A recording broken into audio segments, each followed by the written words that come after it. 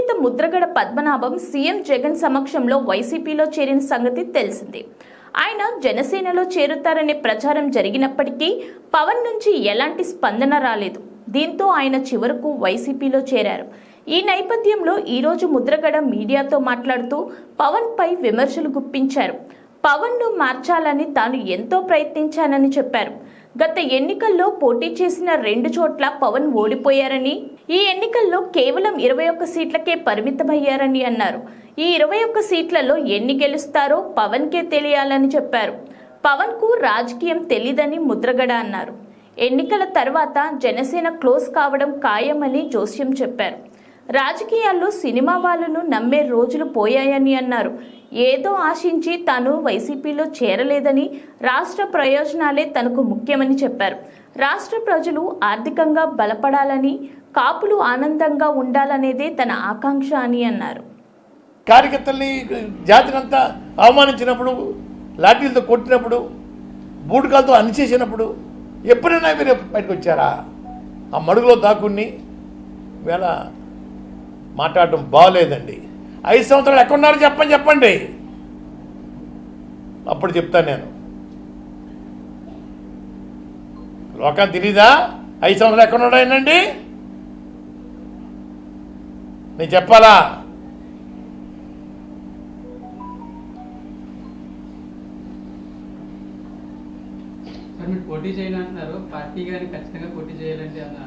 Party ఆదేశం ఏదన్నా శిరసావిస్తాను sir. వారికి ఎటువంటి ఇబ్బంది కలగజేయకూడదు. ఆల్రెడీ క్యాండిడేట్స్ని వారు లిస్ట్ తయారు చేసుకున్నారు. నేను అందులో వారిని డిస్టర్బ్ చేయకూడదు పెట్టుకున్నానండి. వారు ఆదేశిస్తే ఏమైనా చేస్తాను. డిస్కషన్ రాలేదు. నేను ఎటువంటి కోరిక లేకుండా మీ సేవ జనకు వచ్చని చెప్పానండి. మిమ్మల్ని కానీ మీ హరిరామజోగి గారు కానీ ఎవరో కూడా నన్ను ప్రశ్నించకూడదు అనేది మన పవన్ కళ్యాణ్ సభలోనే చెప్పారు. నేరుగా అంటే ఒక పెద్దలను అవమానించినట్టు కాదు, ఒక సామాజిక వర్గానికి చెందిన పెద్దలను అవమానించినట్టే కాదు, అంతమంది సాక్షిగా నన్ను ఎవరు ప్రశ్నించకూడదు, నేను చెప్పినట్టే వినాలి. పవన్ కళ్యాణ్ నన్ను ఎందుకు అడుగుతారు మీరు? నా సంబంధం ఏంటండి? ఆయనకి నాకు సంబంధం ఏంటి చెప్పండి. అసలు సినిమా ఫీల్డ్ పుట్టింది నేనని చెప్పాను. ముందు రాజకీయాల్లో నేను పుట్టానని చెప్పానండి. నేను కాక మొన్న పుట్టిన ప్రశ్నించడం ఏంటి? ఆ ప్రశ్న ఏం సమాధానం చెప్పాలండి? నేను చెప్పను. 2019 ముందు మీరు ఒక మాట అన్నారు, రాష్ట్రానికి చంద్రగ్రహణం పట్టిందా, గ్రహణం వీడాలని. 2019 ఎన్నికల తర్వాత గ్రహణం వీడిందా? మళ్ళీ ఇప్పుడు ఎలక్షన్ గ్రహణం పట్టడానికి రెడీ అవుతుంది, పట్టణిస్తారు. గ్రహణం వీడింది కాబట్టి ఇంటికి వెళ్ళిపోయాడు సార్ చంద్రబాబు నాయుడు గారు. మమ్మల్ని ఊచకోత కోసేసి హాస్పిటల్ని జైల్లో 14 రోజులు ఒకే బట్టతోటి స్తనాంగం లేకుండా మమ్మల్ని మగ్గిలా చేశాడు సార్. దానికి కారణం తెలుసా మీకు? కుటుంబంతో ఆత్మహత్య చేసుకునేలాగా ఒక విధంగా ప్రోత్సహించాడు సార్. పోతే దరిద్రం పోతుంది చూశాడు సార్. భగవంతుడు నాకు కళ్ళకు వచ్చి ఆ పతనం చూద్ది కానీ బిడ్డ, పతనం చూడకుండా వెళ్ళిపోతే ఎలాగా అని భగవంతుడు నాకు కనపడి ఆత్మహత్యగా చేసుకోకండి, ఆ పతనం చూద్ది కానీ నేను రోజు దేవుడి పట్టణానికి ఏం కోరుకోలేదు సార్. అన్ని పండుగలు ఆపేశాను సార్. మాకు చేసిన అవమానాలకి తగిన శాస్తి జరగాలి, భూస్థాపితం అయిపోవాలి అని కోరుకునేవాడిని సార్. భగవంతుడు అది కనుగరించాడు సార్. వెంటనే ఏదో చూసి తిరుపతి గుడికి వెళ్ళానండి, చెల్లెంగ వెంకటస్వామి గుడికి వెళ్ళాను, మా ఊళ్ళో అమ్మవారి గుడికి వెళ్ళాను. చెప్తున్నారు ఒక కాకతో గుడికి వెళ్ళి శివాలయంకి వెళ్ళి దండం పెట్టుకున్నాను సార్. అయ్యా విముక్తి అయిందని చెప్పేసి. ఒక 30 సంవత్సరాలలో ఈ ముఖ్యమంత్రి పీఠం కోసం ఎవరు చూడక్కర్దు సార్, వీరే ఉంటారు సార్. దేశ చరిత్రలో ఎవరు కూడా ఇన్ని రోజులు ముఖ్యమంత్రి చేసిన వాళ్ళు ఎవరు ఉండరు, వీరు తప్ప అనే చరిత్ర సృష్టించుకుంటారు సార్. పేదల పెన్నిది 10 మందికి రావచ్చు, 10 రావచ్చు, అందరికీ ఒకసారి అవ్వవు సార్. ఏ స్కీము కూడా ఎన్నో నేను చేసిన స్కీములు ఎమ్మెల్యేగా మంత్రికి చేశాను, అందరికీ ఒకసారి అవ్వవు సార్. ఆ తెల్లే అందరికీ ఒకసారి పెట్టదు, కష్టం. పిల్లలందరూ ఒకలా ఉండరు.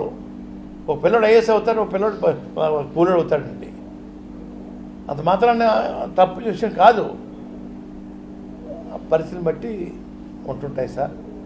ప్రతి స్కీము ప్రజలకి, పేదవాళ్ళ కోసం, పేదవాళ్ళ ఆకలి కోసం, పేదల పెన్నిదిగా ఉన్న ముఖ్యమంత్రి గారు 30 సంవత్సరాల పాటు భగవంతుడు దీవిస్తాడు, ప్రజలు దీవిస్తారని నేను కోరుకుంటా ఉన్నాను, ఆశీర్వదిస్తాను సార్.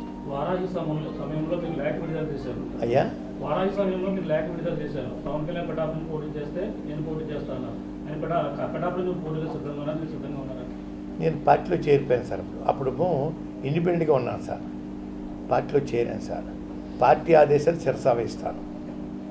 అలా చెప్పాను, పార్టీ ఆదేశిస్తే ఏమైనా చేస్తాను. ఇప్పుడు ఆదేశిస్తే పోటీ చేస్తారు. అయ్యా, పార్టీ పిఠాపురం పార్టీ ఆదేశిస్తూ ఏదో చేస్తా చెప్పాను. అన్ని అందులోకి వస్తాయి సార్ అర్థాలు. మీరు రకరకాల ప్రశ్న వేయకండి. పార్టీ ఆదేశిస్తే ఏదైనా చేయడానికి సిద్ధం అండి. ఉద్యమంలో చాలా ఇబ్బందులు పడ్డారు, అవమానపడ్డారు. అలాగే రీసెంట్గా వైసీపీ చేయడానికి ముందు జనసేన నేతలు ఇంటికి వచ్చి మరి చేరండి అని చెప్పుకోరు. అప్పుడు కూడా మిమ్మల్ని అవమానించినట్టు రకంగా జనసేన నుంచి ఇక మామూలు అవమానం కాదు సార్. రాయబారం చేశారు సార్, వస్తా అన్నారు సార్ అంటే వెల్కమ్ సార్, వెల్కమ్ చెప్తాను, ఆహ్వానిస్తాను చెప్పానండి. మళ్ళా వచ్చేసేసి జనవరి 20 తగ్గులోపు వస్తున్నారండి, లేదు అయోధ్యలో వచ్చిన వస్తున్నారండి అని చెప్పడం జరిగింది సార్. 23 వచ్చేసారండి, 24, 25 నేను వెంటనే బొలిస శ్రీనిగా ఫోన్ చేసి, సార్ మీకు నాకు ఉన్న స్నేహం చెడిపోకూడదు. 93లో సార్ 6,000 మందికి వంట వండించాడు సార్ బొలిస శ్రీని గారు. నిన్న మొన్న స్నేహితుడు కాదు సార్ నాకు. ఆ సైకిల్ ర్యాలీకి 6,000 మందికి భోజనం వండించాడు సార్. అప్పటి నుంచి మా ఇద్దరికి బంధం. అంచేత వస్తే నమస్కారం సార్ శ్రీని గారు, రాకపోతే 2 నమస్కారాలు. వాళ్ళ పర్మిషన్ కావాలా వాళ్ళకి, బహుశా వచ్చి ఉండవు అని చెప్పడం జరిగింది సార్. అదిగో ఇదిగో అదిగో ఇదిగో అని చెప్పేసి నేను అన్నాను సార్. తర్వాత వాసు గారు ఆయన వచ్చారండి, కలుస్తాను. ఏంటికండి 70-80 సీట్లు పోటీ చేయండి, ముఖ్యమంత్రి షేరింగ్ అడగండి, నేను శరీరం దాచుకోకుండా పని చేస్తాను చెప్పాను. 20 సీట్ల కోసం నన్ను ఎందుకు ఆహ్వానిస్తారు? ఎందుకండి దేనికోసం సేవ చేయాలా? మీకు ముఖ్యమంత్రి ఎట్లా చెప్పండి. ఫస్ట్ మీకు ముఖ్యమంత్రి మీకు 2-3 చంద్రబాబు నాయుడు గారు పంచుకుందాం, 70-80 సీట్లు తీసుకోండి అని ఆఫర్ చేసి ఉంటే అప్పుడు చెప్పండి సార్, నేను చేస్తాను. ఇంకోటి కూడా చెప్పాను సార్ వాసు గారికి, అయ్యా వాసు గారు, చంద్రబాబు నాయుడు గారు జైలుకి వెళ్ళిన తర్వాత వారి గ్రాఫ్ పూర్తిగా భూస్థాపితం అయిపోయింది. పవన్ కళ్యాణ్ గారు జైలుకి వెళ్ళి చూసి వచ్చిన తర్వాత, బయటకు వచ్చి భరోసా ఇచ్చిన తర్వాత గ్రాఫ్ విపరీతంగా పెరిగిందండి. మీ వల్ల పెరిగింది గ్రాఫ్. చంద్రబాబు నాయుడు గారు ఏం చేయాలా? కళ్యాణ్ గారు జరిగిపోయింది, ఇద్దరు ఆఫ్ పోటీ చేసుకుందాం, ముందు మీరు 2 తీసుకోండి, తర్వాత నాకు 3 ఇవ్వండి అయినాయి అడిగి ఉండాలా వాసు గారు? అటువంటి మాట కూడా పొందడానికి మీకు అర్హత లేకుండా పోయిందే. కానీ మీరన్నా అడగాలి కదా. లేనప్పుడు నేను ఏం చేస్తాను సార్? 20 మంది కోసం ఏం చేస్తాను సార్ సర్వీస్ నేను? అలాగే బీజేపీ వాళ్ళు అడిగారు సార్, మిథున్ రెడ్డిగా వస్తున్నారనిపోతే బీజేపీ నుంచి ఫోన్ మీద ఫోను. అయ్యా నేను అన్నానండి, నాకు మా అబ్బాయికి పదవులు ఏమొద్దు, మా కుటుంబం కోసం కాదు. మీరు 175 సీట్లు పోటీ చేస్తామని చెప్పండి, నేను పనిచేస్తాను. 175 సీట్లకి మంచి హైప్ రావాలంటే చెప్పండి, నేను చెప్తాను. 3 ఒకటి స్టీల్ ప్లాంట్ ప్రభుత్వం ఆధీనంలో ఉంచుకుంటామని చెప్పండి. 2 ప్రత్యేక హోదా ఇవ్వండి. 3 పోలవరం ప్రాజెక్ట్ మేము కేంద్రం టేకప్ చేస్తాం అని చెప్పండి. అది కూడా ప్రధానమంత్రి గారు, హోమ్ మినిస్టర్ అమిత్ షా గారు మన ఆంధ్ర వచ్చి బహిరంగ సభ చెప్పండి, మీకు సర్వీస్ చేస్తాను. 5 సీట్ల కోసం 6 సీట్ల కోసం మీరు త్యాగం చేయకండి, నన్ను లాక్కండి రోడ్డు మీదకి, అన్నీ పోటీ చేయండి, నేను చర్య దర్శకుని చేస్తాను. 4వ సైజు కూడా ఇద్దాం అనుకున్నాను సార్, ఇంక వద్దులే అని చెప్పి మానేశాను సార్. వద్దులేండి కాదు సార్, అంటే హైప్ రావడం కోసం సలహాలు ఇద్దామని చెప్పి. స్టీల్ ప్లాంట్ విషయం సార్ ఎవరికి తెలియదు సార్, మీకు కూడా తెలియదు. 76 మంది ఎమ్మెల్యే రాజీనామా చేశారు సార్ రోజుల్లో. అందులో మా తండ్రి గారు ఇండిపెండెంట్ ఎమ్మెల్యే, వారు రాజీనామా చేశారు సార్. ఎంతోమంది ప్రాణ త్యాగం చేశారు. ఎంతోమంది రైతులు భూములు దానం చేశారు సార్. 500, 1000 ఇచ్చారు సార్ ఎకరాకి. పేద రైతులండి. దేనికోసం ఇచ్చారు సార్? మా పిల్లలకు ఉద్యోగాలు వస్తాయని చెప్పి ఆశపడి ఇచ్చారు సార్. ఆ రోజుల్లో అమృతరావు గారు ఆమరణ చేస్తే సార్ డైలీ రిలే ఫాస్టింగ్లు ఉండేయండి. మా తండ్రిగా కాకినాడ కలెక్టర్ ఆఫీస్ దగ్గర ఒకరోజు నన్ను టెస్ట్లో కూర్చోబెట్టారు సార్ ఆ స్టీల్ ప్లాంట్ కోసం. అటువంటిది ప్రైవేట్ పరం చేస్తుంటే బాధ కలిగి ప్రధానమంత్రిగా కోరుతున్నా సార్ నేను. తప్పండి అయ్యా, ఆలోచించండి అయ్యా, న్యాయం కాదండి అయ్యా రాశాను సార్. అవి చేయమన్నా సార్ నేను 3 ప్రజల కోసం చేయమన్నా సార్. మా కోసం, మా కుటుంబం కోసం లేదు. 3 చేస్తామని చెప్పేసి ఆన్ పేపర్ ప్రధానమంత్రి గారు, అమిత్ షా గారు మన ఆంధ్ర వచ్చి మీటింగ్లో అనౌన్స్ చేస్తే తప్పనిసరిగా మీ సర్వీస్ చేస్తారు. అది 175 పోటీ చేస్తేనండి. అప్పుడు జగన్మోహన్ రెడ్డి గారు క్షమించండి అయ్యా, మీ పిలుపు నేను తిరస్కరిస్తున్నాను చెప్పుకుంది సార్. చెప్పుకుందని ఒప్పిందనండి రాష్ట్ర ప్రయోజనం కోసం. మరి నిన్నటి మొన్నటి వరకు కూడా నాకు సలహాలు ఇచ్చారు, ఇప్పుడు అందరూ వైసీపీలోకి వెళ్ళిపోయారు, ఇప్పుడు అక్కడ సలహాలు ఇవ్వగలరని చెప్పి పవన్ కళ్యాణ్ అన్నాడు. నేనేమి ఇంక సలహా ఇవ్వలేదు సార్. ఇంకెప్పుడు అసలు సినిమా యాక్టర్తో ఈ రోజుకి నా ముఖం చూడలేదు ఆయన. సినిమా అన్నట్లు నా ముఖం వారు చూడలేదు, ఆయన ముఖం నేను చూడలేదు సార్ ఇంతవరకు. ఎప్పుడు మాట్లాడుకోలేదు సార్. అయ్యా నేను సలహాలు ఇవ్వలేదు సార్. ముఖ్యమంత్రిగా అన్ని సలహా ఇస్తాను సార్, నా తోచిన సలహా ఇస్తాను సార్. ప్రజల సంక్షేమం కోసం, అభివృద్ధి కోసం ఏమైనా ఇస్తాను సార్, చెప్తాను సార్. చెప్పి మంచి పరిపాలన అందించడం కోసం, అయ్యా రామరాజ్యం స్థాపించడం కోసం 30 సంవత్సరాలు వాళ్ళ సీట్లో ఉండేలాగా, 30 సంవత్సరాల పాటు ఈ ముఖ్యమంత్రి సీటు కోసం ఎవరు చూడకుండా ఉండేలాగా సలహాలు ఇవ్వాలనే ఆలోచనతో ఉన్నాను సార్. ఆలోచన ఉన్నాయి సార్, ఇస్తాను సార్. కాపు రిజర్వేషన్ అంశం ఏమన్నా ప్రస్తావించే అవకాశం ఏమన్నా? నేను ఏమీ కోరికలు లేకుండా వెళ్ళని చెప్పాను సార్ తమకి. నేను ఏమీ కోరికలు లేకుండా వెళ్ళని చెప్పాను సార్. ఏమీ కోరికలు లేకుండా వెళ్ళని చెప్పాను, అంతే. మీరు ఆ కోరుకోండి. తర్వాత మేనిఫెస్టో కానీ లేకపోతే ఏమైనా సలహాలు ఇచ్చే అవకాశం ఏమన్నా? చాలా సలహా ఇస్తాను సార్, చాలా ఇస్తాను. ఎన్ని ప్రపంచ చెప్పలేం కదా, 2 ఇయర్లీ మీరు అడిగేస్తున్నారు. బీజేపీ పొత్తు తర్వాత 24 సీట్లలో మరో 3 సీట్లు బీజేపీకి పవన్ కళ్యాణ్ ఇచ్చాడు. తర్వాత ప్రెస్ మీట్ పెట్టినప్పుడు ఆయన చాలా బాధపడ్డాడు. ఉన్న 3 సీట్లు కూడా నేనే ఇవ్వాల్సి వచ్చింది. అంటే ఉమ్మడి పొత్తులో భాగంగా ఎంత సాహసం చేసేస్తే నేను పార్టీ కోసం నేను సాహసం చేస్తే చాలా ఆయన బాధపడ్డాడు. అంటే ఆయన తప్పు చేసినట్టు ఒప్పుకున్నట్టు పవన్ కళ్యాణ్. మొత్తం చేసామని చెప్పండి ఇంకా బాగుంటుంది. మొత్తం చేసామని చెప్పడం బాబు ఇంకా బాగుంటుంది సార్. ఒకటి చెప్తున్నాను సార్, సినిమా వాళ్ళని ఎన్టీ రామారావు నమ్మారు సార్ ప్రజలు. ఎన్టీ రామారావు నమ్మారండి. దేవుడు అనుకున్నారు సార్, కృష్ణుడు అనుకున్నారు సార్, రాముడు అనుకున్నారు సార్. వాళ్ళు వారు నమ్మారు. ఇంకెవరిని రాష్ట్రంలో నమ్మలేదండి, నమ్మరు. తమిళనాడులో ఎంజి రామచంద్ర గారు దేవుడు సార్. ఆయన దేవుడు అండి. ఆయన సినిమా నటులు ప్లస్ ముఖ్యమంత్రి అండి. అటువంటి నటులు, అటువంటి గానకరుణ్ణి ఎవరు మీరు చూసి ఉంటారో మీకు తెలియదండి. వారికి ఆ రోజుల్లో కిరాయి అండి. ఎన్టీ రామారావు గారికి, వారికి, శివాజీ గణేశన్ గారికి, ఎంజి రామచంద్ర గారికి, కర్ణాటక రాజ్ కుమార్ గారికి 5కి కిరాయి 3 లక్షలు అండి. ఆ రోజుల్లో అందరూ ఇంటికి పట్టిపోయారు డబ్బులు అండి. ఎంజి రామచంద్ర గారు 1,50,000 తీసుకెళ్ళి 1,50,000 పేదలకి రిక్షావాళ్ళకి 2 జతల బట్టలు ఇచ్చేవారు సార్. ఫుట్పాత్ మీద చాలామంది ఉండేవారు, వేలాది మంది అండి. వారందరికీ రగ్గు, 2 పంచులు, 2 చొక్కాలు, దుప్పటి ఇచ్చేవారు సార్. ఈ డబ్బుతోటి వారు రోజు అసెంబ్లీకి వెళ్ళేవారు సార్. రోజుకు వీధంటే వెళ్ళేవారు సార్. ఆయన వెనకాల ఇంత తట్టతోటి నిమ్మకాయలు ఉండేవి సార్. అయ్యా ఒక 5 నిమిషాలు వెళ్ళిపోయి జర్నీ 1-2 గంటలు పట్టిందండి వారికి. పేదవాళ్ళందరూ రోడ్డు మీద వచ్చేసి పిల్లల్ని చూపించేవారటండి. వారు 2 నిమ్మకాయలు చూసి దిష్టి తీసేసి అయ్యా పేరు పెట్టమంటే పేరు పెట్టేవారటండి. అటువంటి దారుణం సార్.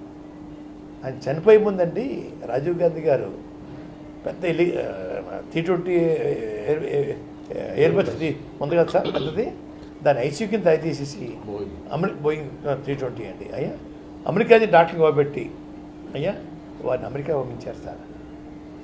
ఇక్కడ ఈయన చనిపోవడం తెలుసండి. మద్రాసు బూడిదైపోద్దని చెప్పేసి వారు ఆ విమానానికి సార్ వేలాది టన్నులు పూలు ఏలేసి మద్రాసు సిటీలో 2 అవర్స్ తిప్పారు సార్. కడసారి చూసుకోండి మీ నాన్నకరుణ్ణి మీ నాయకుడిని అని చెప్పి మద్రాసు తిప్పారు సార్. అటువంటి అరుదైన గౌరవం బహుశా ఎవరికి ఉంటుందని నేను అనుకోవట్లేదు సార్. ఒక్కరు కూడా ఇళ్లలో లేరట సార్ ఆ రోజుల్లో ఇంట్లో. అయ్యా రాష్ట్ర రాజకీయాల్లో మీ వంతు సేవ వైసీపీకి ఏ రకంగా ఉంటుంది? ఉద్యమంలో ఉన్న వాళ్ళంతా కూడా ఇప్పుడు మీతో నడవబోతున్నారు వైసీపీ. ఇంచుమించుగా అందరూ నడుస్తారు సార్. అందరూ నడుస్తారు సార్. ముఖ్యమంత్రి గారు ఏం ఆదేశిస్తే ఆ రకంగా నేను వారికి సేవలు అందించడానికి సిద్ధమని చెప్పానండి. మరి ఎట్లా ఈ పిఠాపురంలో మరి ఎట్లా ఉండబోతుందో మీరు పోటీ పార్టీ ఆదేశించి మీకు లేకపోతే కనుక అక్కడ మీరు పవన్ కళ్యాణ్ సునాయాసంగా ఉంటుందండి సార్. సినిమా వాళ్ళు 6 నెలలకి సంవత్సరానికి వస్తారు సార్. వారికి ఆ ఓటు వేస్తారు. ఏంటి సార్ గతంలో కృష్ణరాజు చేశాను సార్. నేను 6 నెలల కోసం వచ్చేవారు సార్. వచ్చి దిగటం ట్రైన్ అండి. మరుసటి మధ్యాహ్నం ఫ్లైట్ బుక్ చేసుకోవడం. వెళ్ళిపో నిత్యం ప్రజలతో ఉన్న వాళ్ళకే రాజకీయాల్లో దిక్కులేదే. 6 నెలల సంవత్సరం వచ్చేసి రాజకీయం చేయటం తమాషా సార్. ప్రజలంతా ఎర్రోళ్ళ సార్. అంటే ఆయన వస్తే మీరే ఆ పార్టీకి వెళ్తానని చెప్పారు. అయ్యా ఆయన వచ్చి ఉంటే మీరే ఆ పార్టీకి వెళ్తానని చెప్పారు. పార్టీకి వెళ్ళటం సార్. పవన్ కళ్యాణ్ గారు మీ ఇంటికి వస్తే కలవడానికి ఒప్పుకున్నారు. చెప్పాం కదా సార్. వారు రాకపోతే నేను ఏం చేయమంటారు నన్ను? సినిమా వాళ్ళు 6 నెలల సంవత్సరానికి వస్తున్నారు. అంతేనండి. ఇప్పుడు మనిషిని ట్రై చేయాలి, ట్రైనింగ్ ఇవ్వాలి సార్. ట్రైనింగ్ ఇవ్వడం కోసం నేను అనుకున్నాను సార్. ఏ ఆశ లేకుండా మీ పార్టీలోకి వస్తాను. మీ పార్టీ బలపెట్టడానికి ప్రయత్నం చేస్తాను. ఇంకోటి కూడా చెప్పాను సార్. 2018లో కవర్ చేశాను సార్. మీ ఆఫీస్ మాకు అప్పచెప్పండి. మీరు హైదరాబాద్లోని విజయవాడ ఉండటం కాదు, ఎన్టీ రామారావు గారు లాగా రథం తెక్కండి. గ్రామాల్లో టూర్ అంతా నేను ప్లాన్ చేస్తాను. 10 మంది మేము ఉంటాం. ఒక జిల్లాకి ఇద్దరు చెప్పున తెచ్చుకుంటాం. జిల్లాలో ఎవరెవరితో మాట్లాడాలో చూసుకుంటాను. అవసరమైతే నేను వెళ్ళి వారిని అడుగుతాను. మీరు రూట్ తయారు చేస్తాను. హైదరాబాద్లో ఉండి కుదరదు, విజయవాడలో కుదరదు, తిరగండి అని చెప్పాను సార్. అయ్యా పార్టీ ఆఫీస్ ఆఫ్ చెప్పడానికి అది కూడా చెప్పాను సార్. మీ కాఫీ కదా, మీ మంచిని కూడా నాకు వద్దు, మీ ఎవరు తాగం, మా ఖర్చులతో మేము ఉంటాం. వారానికి 5 రోజులు సర్వీస్ చేస్తాం. 2018లో పెట్టాను సార్. చలనం లేదు సార్. మళ్ళీ మొన్న చూశాను సార్. అయ్యా మనుషులు మోల్డ్ చేయొచ్చు సార్. చేద్దాం అనుకున్నాను సార్. నేను అంకట్లేదు సార్. అయ్యా నేను రాలేదంటాను. నేను ఎందుకు వస్తాను సార్? వాళ్ళు రావాలి, వచ్చి అడిగితే నేను సర్వీస్ చేస్తాను. ఆయన సినిమాలు చెప్పాను. మీరు సినిమాలు హీరో, రాజకీయాలు నేను హీరో. నేను వాళ్ళ పిచ్చం కోసం వెళ్ళను సార్. రాజశేఖర కుటుంబం, చరిత్ర కుటుంబం, చంద్రబాబు నాయుడు సీనియర్ రాజకీయవేత్త. వారి దగ్గరికి వెళ్ళాను. బాలయ్య గారు ఆహ్వానం వెనకండి వీరి దగ్గరికి వచ్చాను. అంతే తప్ప వారి దగ్గరికి నేను వెళ్ళండి. వారు వచ్చి అడిగితే నేను చేస్తాను, వెళ్తాను. చిరంజీవి ప్రజారాజ్య పార్టీ పెట్టారు, కాంగ్రెస్ లో విలీనం అయిపోయింది. ఇప్పుడు జనసేన పార్టీ ఏ విధంగా ఉండబోతుంటారు? క్లోజ్ అయిపోతుంది సార్. ఏమన్నా క్లోజ్. ఏ పార్టీ వెళ్ళడానికి ఏముండదు సార్. సరికి ఏముండదండి. అయ్యా ఏముండదు. చూద్దరు కానీ సినిమా వాళ్ళు, సినీ ఫీల్డ్ నాకు బాగా టచ్ సార్. మీ ఇంటికి వస్తే ఏం పెడతారు, మా ఇంటికి వస్తే ఏం తెస్తారు. ఇది పాలసీ సార్. ప్రేమాభిమానం ఉండవు సార్.